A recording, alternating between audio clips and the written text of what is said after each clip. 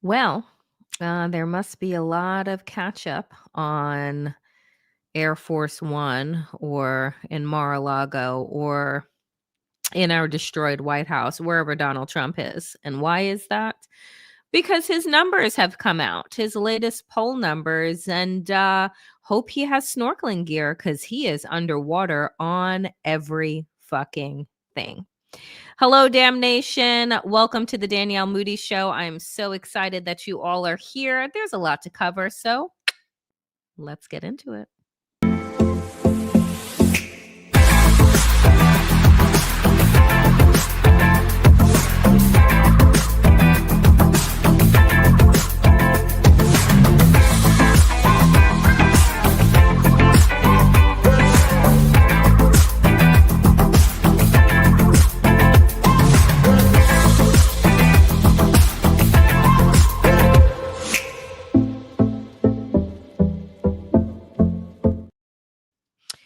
How low can they go? Evidently, low, low, low.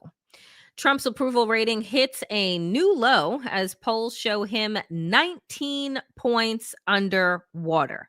19. Folks, let's just remind ourselves that we're about 10 months into this regime.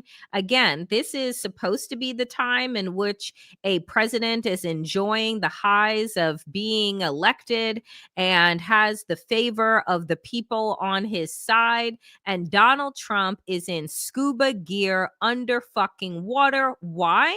Because his policies are wildly unpopular, because he is wildly unpopular. And regardless of the kind of illusions that the architects of sycophancy try and create around him, the truth keeps finding its way in to penetrate their MAGA bubble. And I don't know how you avoid this. Trump lamented aboard Air Force One on Tuesday that he is barred by the Constitution from running for a third term. Whoa! I mean, it should be required reading that if you run for office, that you should have to read the Constitution and maybe be quizzed on it, because maybe that's how we could have,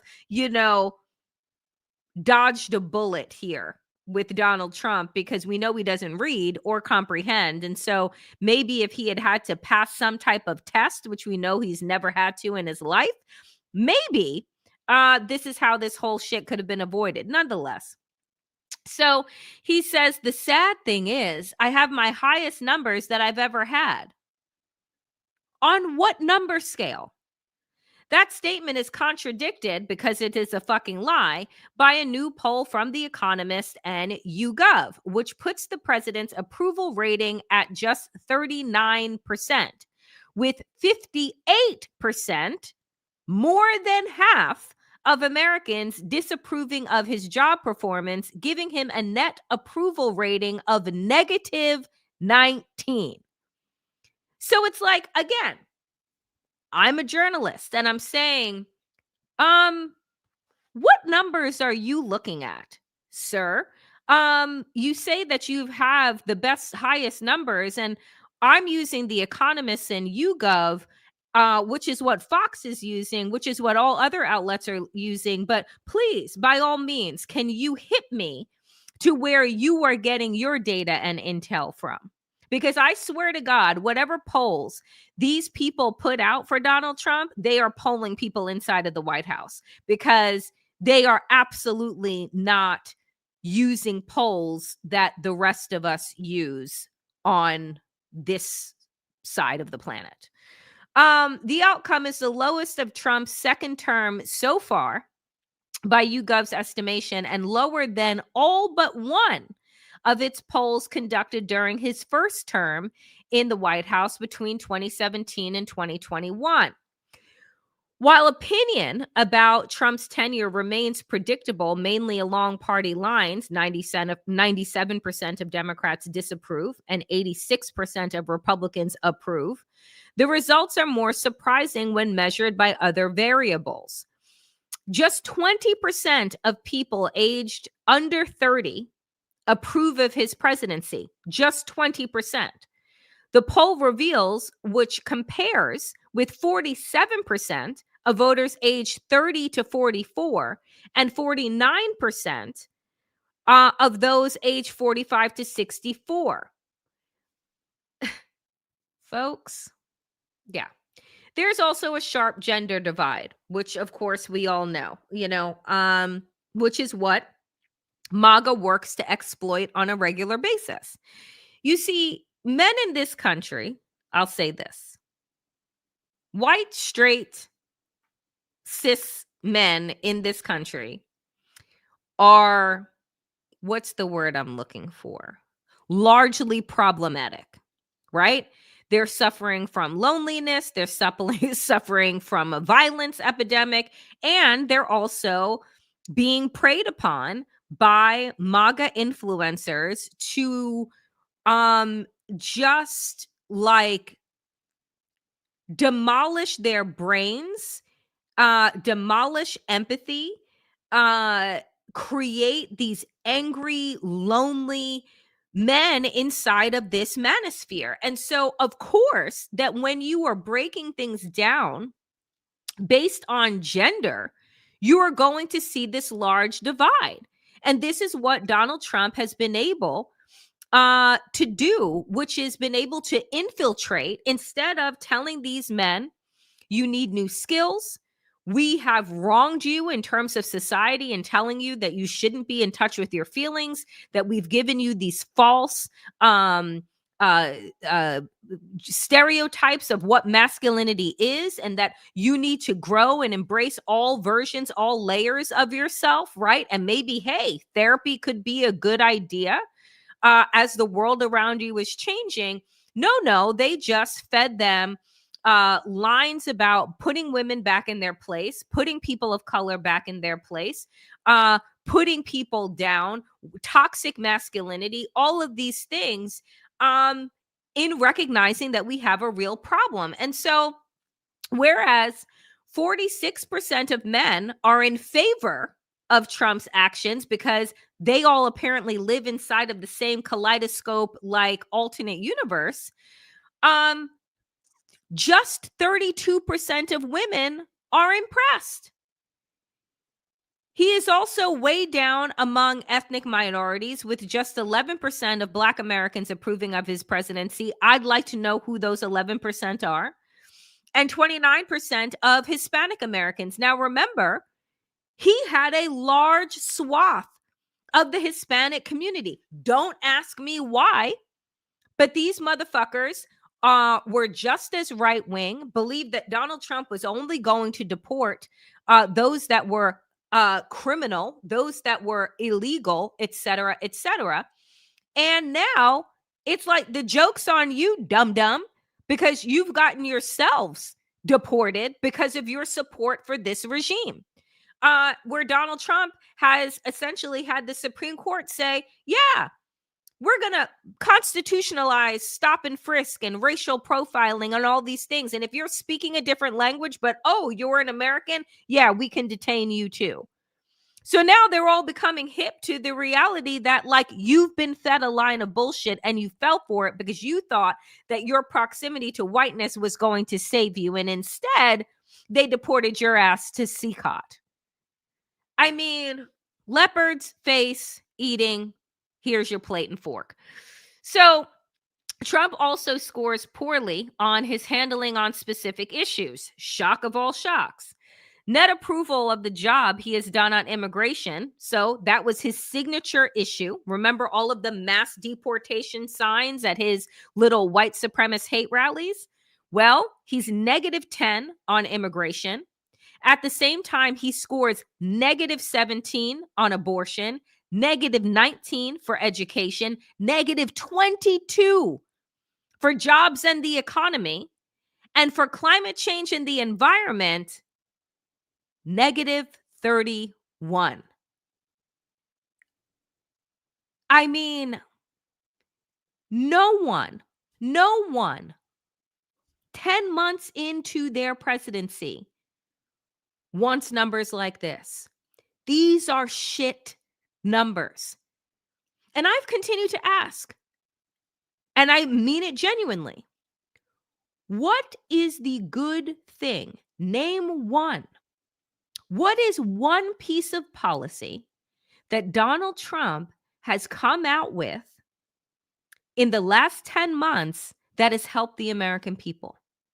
He told us on day one he was going to stop wars that have been raging on 3 years in Russia and Ukraine. That hasn't stopped, and he's walked out of a meeting with Zelensky. He said that he was going to stop the war that Israel, the genocide that it's waging on Gaza. Oh, by the way, that deal that everyone was like applauding, and I said, yeah, I wouldn't hold my breath because you may pass out. Oh, Israel's still dropping bombs and murdering people in Gaza left and right. And so that little puff piece that Barry Weiss got done for the Kushners on CBS a couple of weeks ago, hailing them as some type of fucking peacekeepers, you look dumb. You look dumb. Time magazine, the second cover, not the first one. You did prime job with that one. The second one that made Donald Trump look strong and tough behind the Resolute desk and called him once again a peacekeeper, which Trump's world and we're just all living in it. You look dumb. You look dumb. So this is where we are continuing along with the economy. So Fed cuts rates as officials worry about the labor market. The Federal Reserve cut interest rates by a quarter point for the second time this year. Investors lowered the probability of a cut at the Fed's December meeting after Jerome Powell, the central bank's chair, said there were strongly differing views on what to do next. Remember that this is the board of governors that Donald Trump tried to infiltrate and tried to get Lisa Cook fired from, right? And a federal judge stepped in, and while things are being reviewed, she has kept her job. But Donald Trump wanted them to just cut interest rates. Who cares about inflation? Who cares about the economy going into a recession, or what I believe is actually going to happen, which is a deep depression? He just wants it to look good for right now. So the Federal Reserve cut interest rates for the second time today, despite officials having a partial view of how the economy is faring because of the shutdown. The central bank voted to lower borrowing costs by a quarter of a percentage point as the lapse in funding for the government stretched into its fifth week. Until lawmakers reach a deal, the Bureau of Labor Statistics and other agencies have stopped collecting, analyzing, and publishing official statistics tracking the job market, consumer prices, spending, and the range of metrics. But, like with the weather, all you have to do is look outside and see how things are going, and they're not going that well. Wednesday's decision, which brought interest rates below 4% for the first time since late 2022, was a divisive one. Two officials dissented for different reasons. Stephen Miran, the newest member, this is a Trump member, of the Fed Board of Governors, voted for a larger half-point reduction, which is what he was brought in to do, like he did in September. Jeffrey R. Schmid, president of the Federal Reserve Bank of Kansas City, wanted the Fed to instead hold interest rates steady at the previous level of 4% to 4.25%. That split underscores the challenge the Fed faces going forward as it looks towards its next meeting in December, and whether to cut a third time this year, as officials had previously forecast. Jerome H. Powell, the Fed's chair, said there were strongly differing views about how to proceed in December and said a cut was far from a foregone conclusion. We haven't made a decision about December, Powell said in a news conference after the decision. So take a listen to Jerome himself. Have slowed significantly since earlier in the year. A good part of the slowing likely reflects a decline in the growth of the labor force due to lower immigration and labor force participation, though labor demand has clearly softened as well. Although official employment data for September are delayed, available evidence suggests that both layoffs and hiring remain low, and that both households' perceptions of job availability and firms' perceptions of hiring difficulty continue to decline. In this less dynamic and somewhat softer labor market, the downside risks to employment appear to have risen in recent months. I wonder why that is.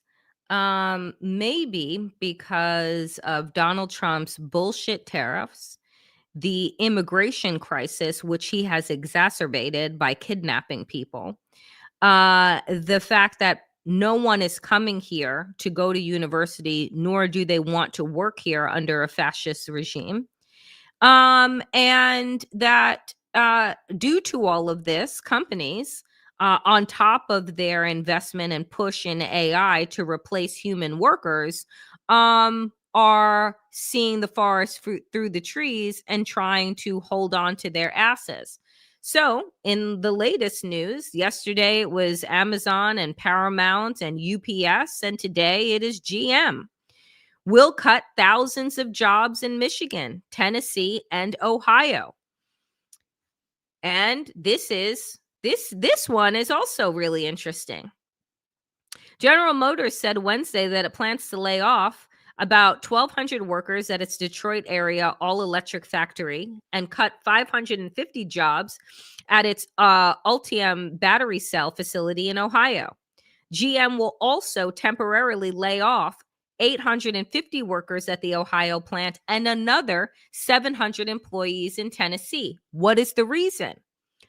In response to slower near-term EV adoption and an evolving regulatory environment, General Motors is realigning EV capacity. Despite these changes, GM remains committed to our U.S. manufacturing footprint, and we believe our investments and dedication to flexible operations will make GM more resilient and capable of leading through change. Let me make that simpler. This regime cut uh, environmental regulations and eliminated the EV credits uh, in the big bullshit bill that were going towards renewables and going towards the manufacturing of electric vehicles. And so, because of that, and because instead of giving the companies credits to help make cars more fuel efficient and aligned with where the future is, Donald Trump cut that and put more money into what? Big oil and dirty coal, which screwed auto workers in the long run, right? Because now they've lost their jobs. So, if Donald Trump had continued with what the Biden administration was doing and continued with actually trying to move this country into the 21st century and thinking about the 22nd century and being a forward moving, forward thinking leader, then maybe GM would have had the resources to expand their EV work as opposed to it contracting or stopping altogether. But of course, I mean, who wouldn't, hand over the economy to a man that's filed for bankruptcy 7 times and couldn't find his way out of a paper bag without daddy's help and money? Just amazing. So, Donald Trump is underwater. So is our economy.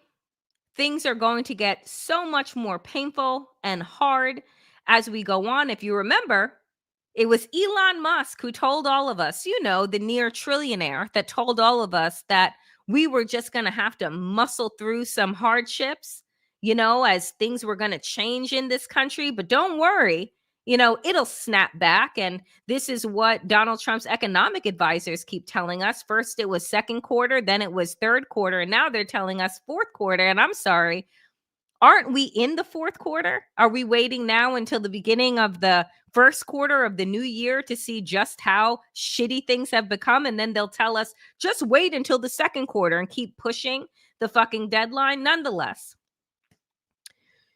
you would think that they would be making some significant changes, that they would be trying to appeal to the American people. well, no, then you wouldn't be paying attention, because that's not at all what they're doing. Instead, Donald Trump has and his DOJ has issued another indictment, and this time to a congressional candidate, Kat Abu. How do I say her name? Abu Ghazala, I think is how I say it.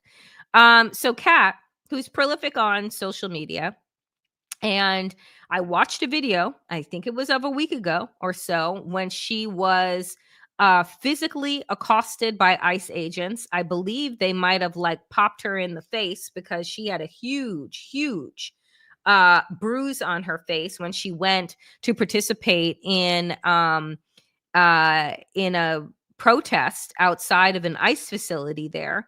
And I watched the video. I watched as people were peaceful, linked arms, and I watched as ICE agents went into military formation and pushed the people back, and then just began hitting them. And her entire face, man. So they've decided to indict her. For what exactly? She didn't hit herself in the face. So here's the picture. You can see like the reddish there. So a federal grand jury indicted Kat alongside other protesters who allegedly blocked vehicles outside of a federal immigration facility in Broadview, Illinois. The indictment, which was filed October 23rd, alleges that Kat physically hindered and impeded an agent who was forced to drive at an extremely slow rate of speed to avoid injuring any of the conspirators. So she's being indicted for peacefully protesting, and because the ICE agent couldn't run over them, that was a problem? Like, do you see what this says? So she faces one count of conspiracy, along with one charge alleging that she forcibly impeded, intimidated, and interfered. How do you intimidate? I've seen, like, again, I'll go back to the photo. How does an unarmed woman who looks pretty slight in weight intimidate an armed and military clad ICE agent? Like, what the fuck are we talking about? Like, I thought that these were supposed to be the best of the best, the military brass. Meanwhile, these are motherfuckers that can't do 32 push-ups. Like, and you're going to talk to me about intimidation by peaceful protesters? The fuck out of here. Like, oh my God, it's just, it's mind-numbing. The indictment alleges that the group conspired with one another and others known and unknown to prevent by force, intimidation, and threat Agent A United States law enforcement officer, from discharging the duties of his office, and blah, blah, blah, bullshit. It is bullshit. Like, that's what these charges are. It is, this woman, I'm assuming, is not wealthy. She is running for office.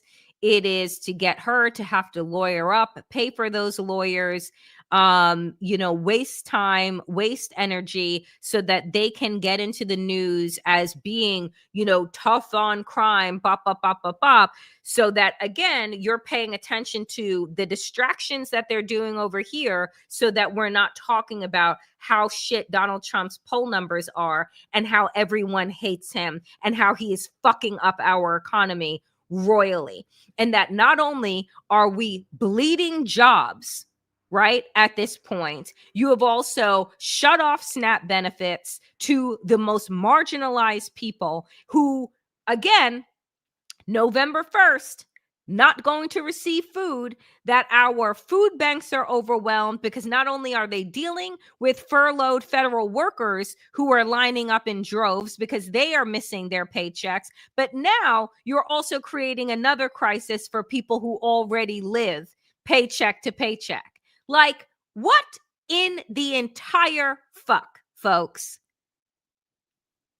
And I keep saying, how much pain is it going to take for the American people to say, we national strike now?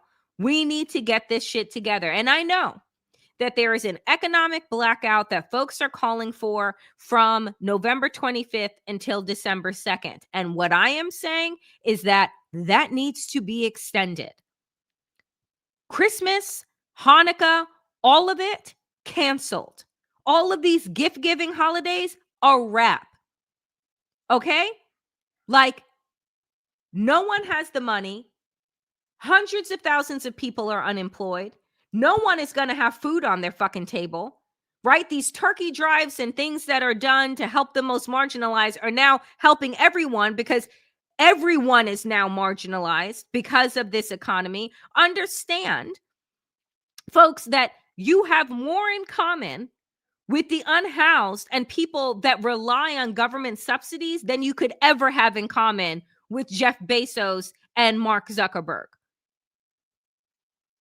We are here not because people have failed. We're here because the system continues to fail people and we allow it by settling for the status quo and the crumbs that we get. Folks, problematic. One little piece of good news is this. Charges just dropped against Larry Bashart, who shared a Trump meme and was arrested for it. Brian Kranzenstein writes, I remember last month when conservatives all rejoiced over the blatant violation of free speech. Well, guess what? You lost.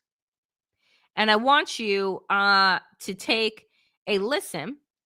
A man was arrested for a Trump meme.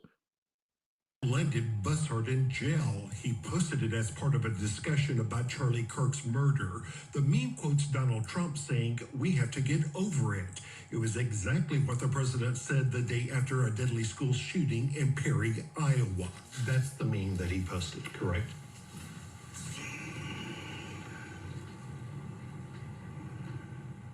That looks like it, except this part was blurred out, the face.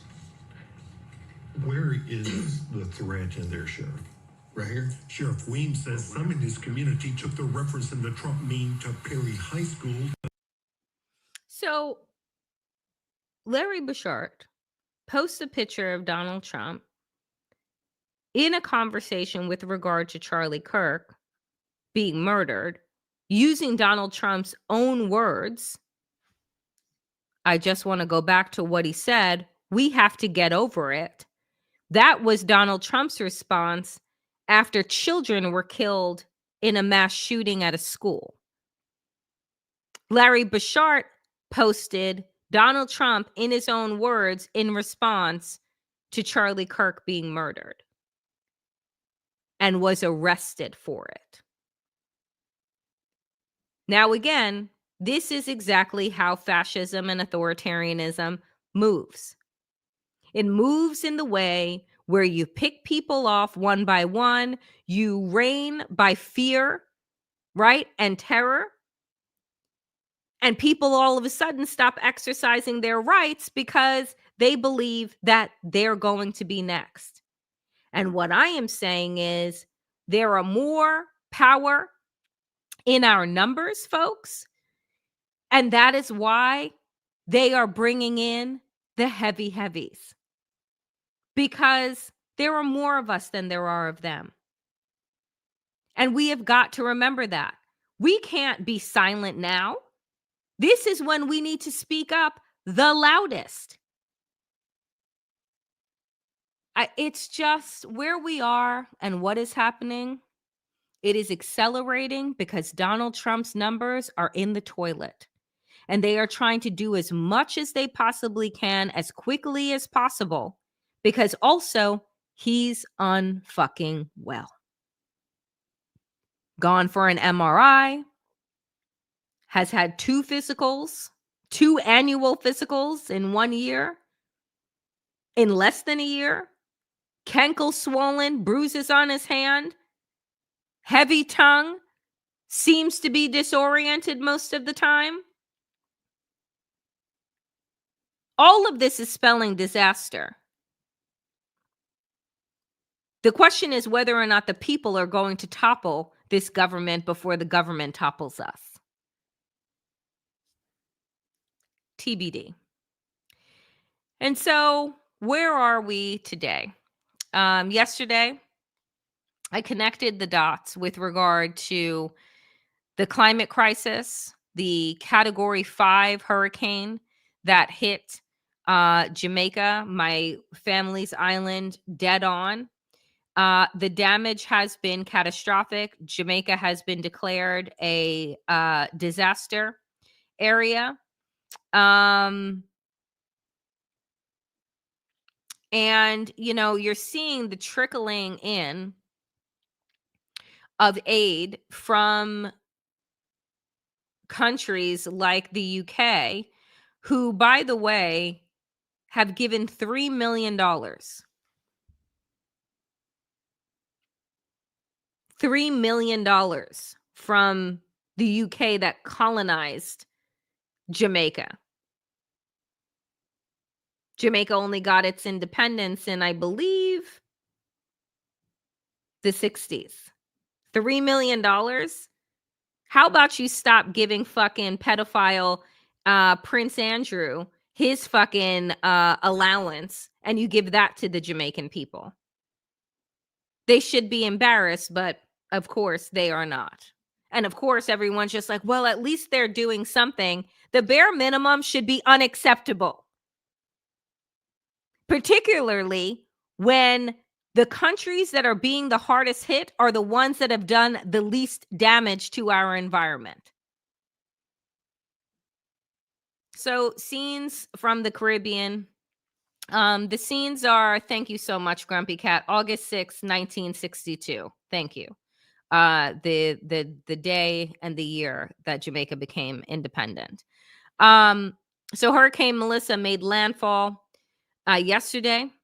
Powerful 185 mile per hour winds. That was the only thing that I kept thinking about yesterday and last night was just what that must have sounded like.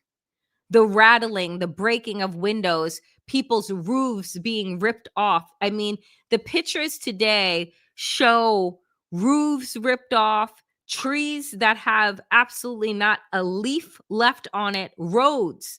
The wind and the rain ripped up roads into pieces. Whole towns just wiped out.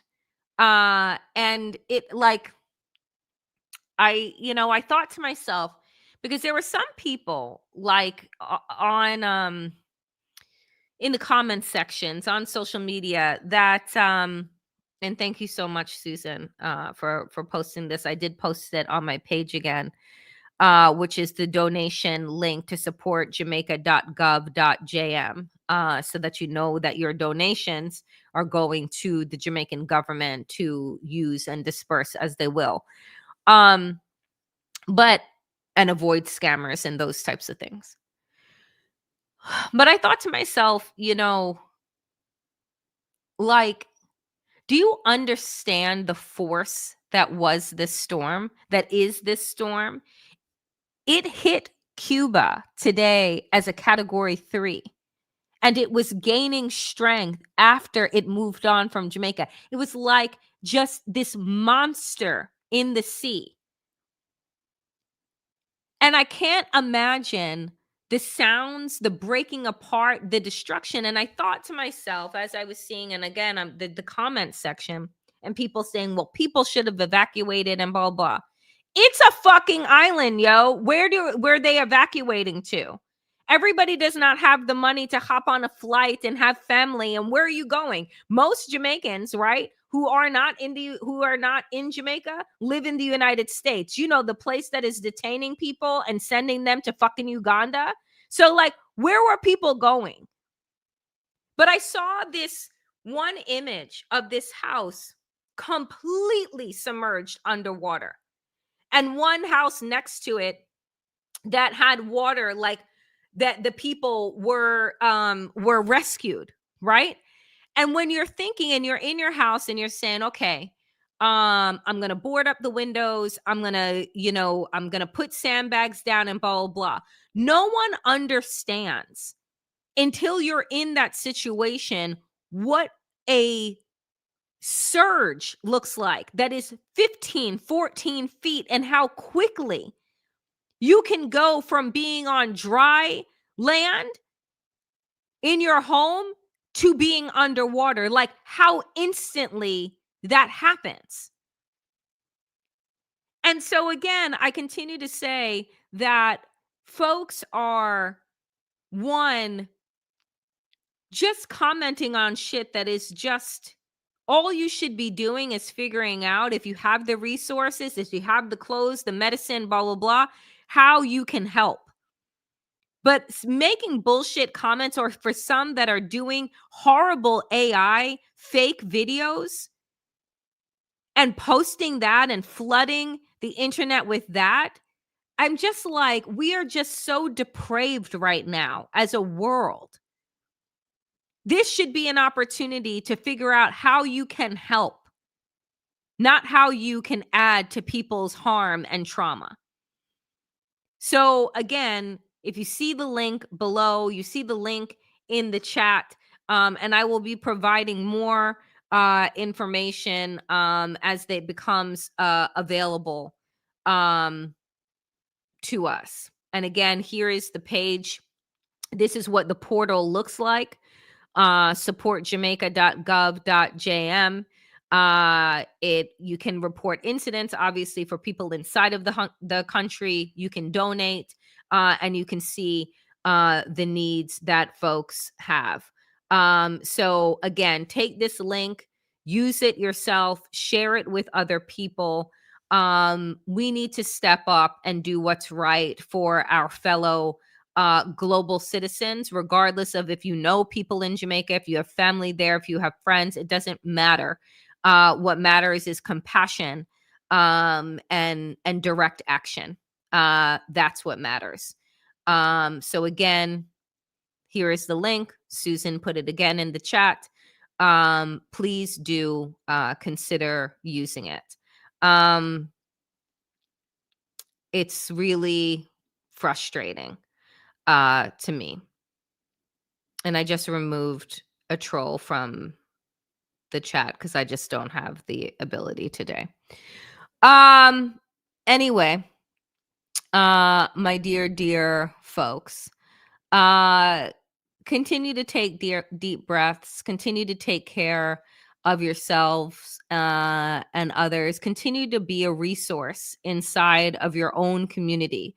Everyone everywhere is struggling right now. And if you are not, you are running on luck right now, but eventually that luck will run out. So do unto others as you would have them do unto you. Be a good steward, be a person that has empathy, show compassion, show care, and do what you can where you are. That is it for me today here, dear friends, on the Danielle Moodie Show. I will be back tomorrow, 5 p.m. Eastern. Folks, do check out my Substack right now, where I have up my conversation, our weekly check-in with Jared Yates Sexton. That video is up now on my Substack, The Damn Digest. Again, folks, I just want to shout out those of you who are signing up to become members. The YouTube membership is open. And I have 2 tiers that are there. And I want to thank those of you who are deciding to become regular members and contributors. Please be reminded that none of my content will ever go behind a paywall. But I will offer, some bonus videos and chats and things like that. And you can see that there are emojis that you can download. But you can also continue to support my work, because I survive because of all of you. I'm able to do this work because it is people powered. If not for your donations, if not for your contributions, I wouldn't be able to do the work that I do and that I believe that I'm called to do. So thank you all so very much for your continued support. I appreciated you. Appreciated you. I appreciate you. And somebody gifted a membership. Thank you so much. Thank you so much. And again, here you go. Susan dropped it in the chat. Join channel memberships. Check out the homepage and see how you can support regularly. But know that you can drop in as little as 99 cents and as much through super stickers and super thanks all the time. And I appreciate it. I will see you guys back here tomorrow, 5 p.m. Eastern. Be well. As always, power to the people and to all the people power. Get woke, stay sane. And in these extraordinarily dangerous times, dear friends, do stay safe. And I appreciate, just one last thing, all of your well wishes, all of your prayers for my family in Jamaica. It means a lot to me. It means a lot. So thank you so much for keeping them in your thoughts, your prayers, and your, manifestations of safety, love, and light. I really appreciate it. All right. Be well.